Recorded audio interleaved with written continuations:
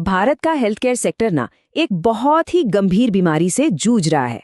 और ये कोई वायरस नहीं है, ये है भ्रष्टाचार, एक ऐसी दीमक जो हमारे देश की अर्थव्यवस्था और लोगों की सेहत दोनों की नींव को अंदर ही अंदर खोखला कर रही है। तो आज हम इसी संकट की तह तक जाएंगे, इसके लक्षणों को समझेंगे और ये भी देखेंगे कि भाई इसका इलाज क्या हो सकता है। तो चलिए इसी गंभीर बात से शुरू करते हैं। देखिए, ये सिर्फ कोई राय नहीं है, ये एक सीधी सीधी चेतावनी है जो बताती है कि प्रॉब्लम असल में कितनी बड़ी है। और जब हेल्थ केयर जैसी जरूरी चीज में करप्शन घुस जाता है ना, तो इसका असर सिर्फ इकोनॉमी पर नहीं पड़ता, इसका असर हम सबकी जिंदगी पर पड़ता है।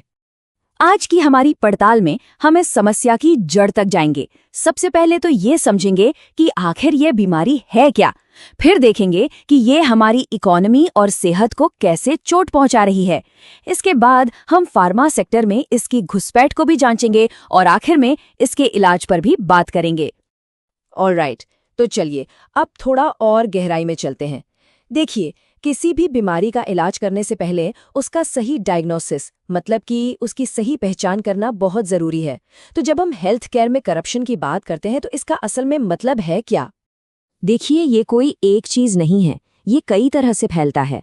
रिश्वतखोरी से लेकर सरकारी खरीद में धोखाधड़ी तक, पैसों के गबन से लेकर नौकरियों में भाई भतीजावाद तक, और ये सारी गलत चीजें मिलकर उस पूरे सिस्टम को ही कमजोर कर देती हैं जिसे असल में लोगों की जान बचाने के लिए बनाया गया था।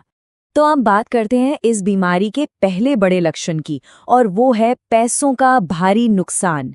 करप्शन ना एक डोमिनो इफेक्ट की तरह काम करता है जो पूरे देश की इकोनॉमी को कमजोर कर देता है।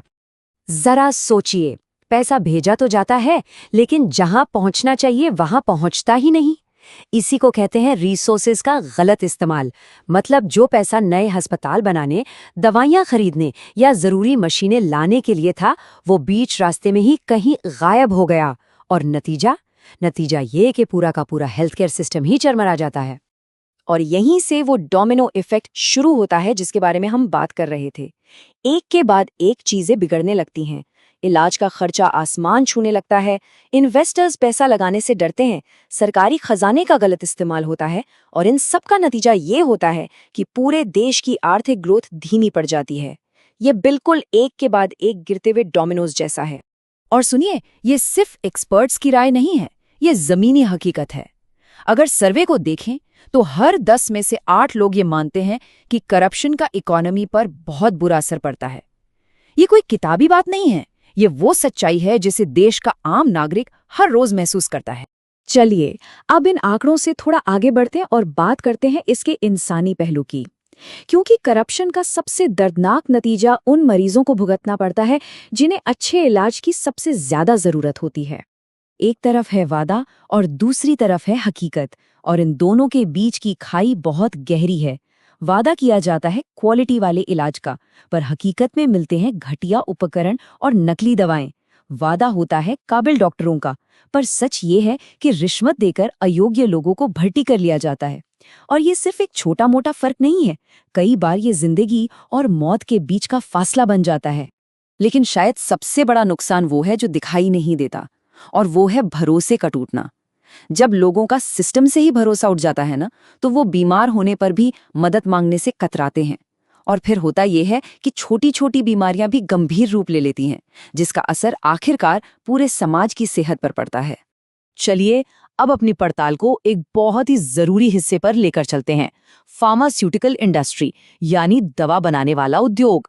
ये एक ऐसा सेक्टर है जहां करप्शन हर लेवल पर दवाओं की सेफ्टी और उनके असर से खिलवाड़ करता है। तो सवाल ये है कि ये जहर आखिर सिस्टम में घुसता कैसे है? इसकी एक पूरी प्रक्रिया है। सबसे पहले रिश्वत देकर खतरनाक या बेअसर दवाओं को मंजूरी मिल जाती है।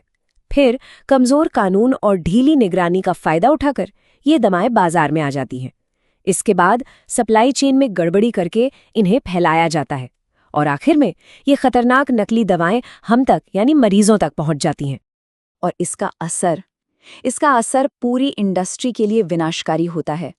दवाओं के दाम बिना किसी वजह के बढ़ा दिए जाते हैं, गलत मार्केटिंग के तरीकों को बढ़ावा मिलता है, और सबसे बुरी बात तो ये है कि नई और बेहतर दवाओं पर होने वाली रिसर्च और डेवलपमेंट ही रुक जाती है, ये न सिर्फ इनोवेशन को खत्म करता है बल्कि जरूरी दवाओं को आम आदमी की पहुंच से भी बहुत दूर कर देता है।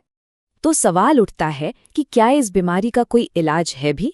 चलिए अब देखते हैं कि इस करप्शन से लड़ने के लिए कौन कौन से इलाज अपनाए जा रहे हैं और आगे का रास्ता कितना मुश्किल है। देखिए, कागज पर हमारे पास करप्शन से लड़ने के लिए कई कानूनी हथियार हैं, जैसे प्रिवेंशन ऑफ करप्शन एक्ट है, विसल ब्लोअर प्रोटेक्शन एक्ट है, ट्रांसपेरेंसी लाने के लिए ई प्रोक्योरमेंट जैसे सिस्टम भी हैं। लेकिन असली चुनौती इनको लागू करने में है। हर समाधान के सामने एक बड़ी मुश्किल खड़ी है। कहीं कानून को सख्ती से लागू नहीं किया जाता, तो कहीं सच बोलने वाले को अपनी सुरक्षा का डर सताता है। और सच तो ये है कि कई बार ये समस्या सिस्टम में इतनी गहरी होती है कि उसे बदलना ही बहुत मुश्किल हो जाता है। तो फिर रास्ता क्या है? एक्सपर्ट्स मानते हैं कि इसका इलाज 4 मजबूत स्तंभों पर टिका है। ट्रांसपेरेंसी यानी पारदर्शिता, अकाउंटेबिलिटी यानी जवाबदेही, कम्युनिटी की भागीदारी और एथिकल ट्रेनिंग। और ये सिर्फ कहने की बातें नहीं हैं, यही वो नींव है जिस पर एक मजबूत और corruption free health care system खड़ा हो सकता है। और हम आपको इसी एक बड़े सवाल के साथ छोड़े जाते हैं। आज हमारे पास डेटा एनालिटिक्स और ब्लॉकचेन जैसी नई टेक्नोलॉजी आ रही हैं, तो क्या इन टेक्नोलॉजी की मदद से हम एक ऐसा सिस्टम बना सकते हैं जिसमें ईमानदारी और पारदर्शिता पहले से ही मौजूद हो? ये एक बहुत बड़ी चुनौती है, इसमें कोई शक नहीं, लेकिन एक सेहतमंद भारत के भविष्य के लिए इसका जवाब ढूंढना बहुत बहुत जरूरी है।